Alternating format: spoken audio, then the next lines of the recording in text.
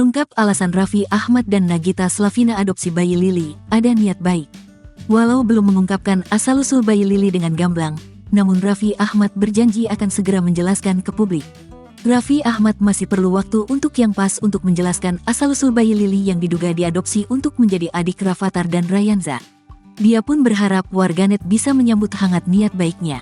Ya benar soal Lily, nanti abis lebaran lah kita bicarakan ini, kata Raffi Ahmad ketika ditemui di toko Sambal Jagaraksa, Jakarta Selatan, Sabtu, tanggal 13 April tahun 2024. Raffi Ahmad belum mau menegaskan apakah bayi yang ia beri nama Lily itu menjadi anak angkatnya.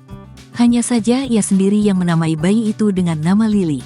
Bukan itu saja, Raffi Ahmad bahkan menjadi orang yang mengazani bayi Lily saat terlahir ke dunia.